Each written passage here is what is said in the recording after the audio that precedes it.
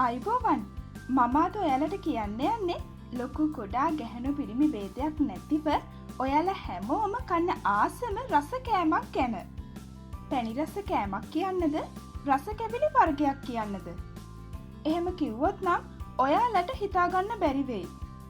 හරි එහෙනම් මෙහෙම කියන්නම්කෝ. කම්මැලි කමට පොතක් කියවද්දි වගේම කවුරු හරි ඔයාලට තෑග්ගක් දෙනකොට ඔයාලා ආස ඒ මොනවා වෙනවටද? අන්න හරි චොක්ලට්. චොක්ලට් තමයි මේ ලෝකේ රසම පැණි රස කෑම කියලා තමයි අපි හැමෝම හිතන් ඉන්නේ. ඉතින් කොයි වෙලෙත් චොක්ලට් කන්න අපි හැමෝම කැමතියි. හැබැයි මේ චොක්ලට් අපේ ශරීරයට බලපාන්නේ කොහොමද කියලා ඔයාලා නිකමටවත් හිතුවද? නෑ නේද? ඔයා තාමත් අපිව සබ්ස්ක්‍රයිබ් කරලා නැත්නම් දැන්ම අපිව සබ්ස්ක්‍රයිබ් කරන්න. චොක්ලට් ගැන ඇත්ත දැනගන්න එක්වන්න අදත් /TV සමග.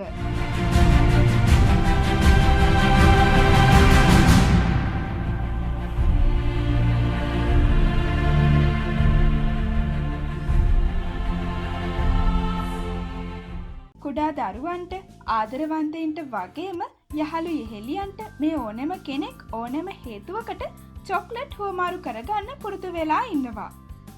පෝෂණ වේදීන් පෙන්වා දෙන ආකාරයට අධිරුධිර පීඩනය අවම කර ගැනීම, හෘදයේ ක්‍රියාකාරීත්වය නිසි ලෙස පවත්වා ගැනීම, මතක ශක්තිය වැඩි කිරීම මෙන්ම හෘදයාබාධ වළක්වා ගැනීමට කොකෝ ප්‍රතිශතයෙන් ඉහළ චොක්ලට් ආහාරයට ගැනීම ඉතාමත් වැදගත් වෙනවා.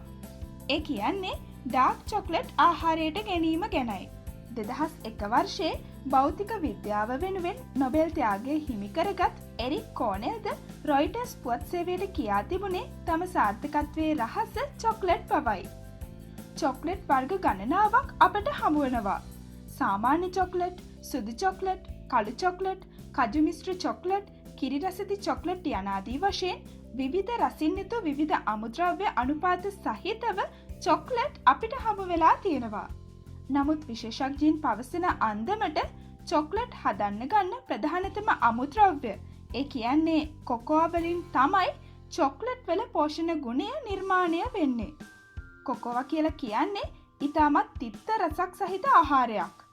ඉතින් චොක්ලට් නිෂ්පාදනයේදී අනිකුත් අමුද්‍රව්‍ය වලට සාපේක්ෂව ටිකක් වැඩිපුර කොකෝවා එක් කරලා හදන කළු චොක්ලට් නැතිනම් ඩාර්ක් චොක්ලට් වලින් තමයි නිසි පෝෂණ ගුණයක් ලැබෙන්නේ.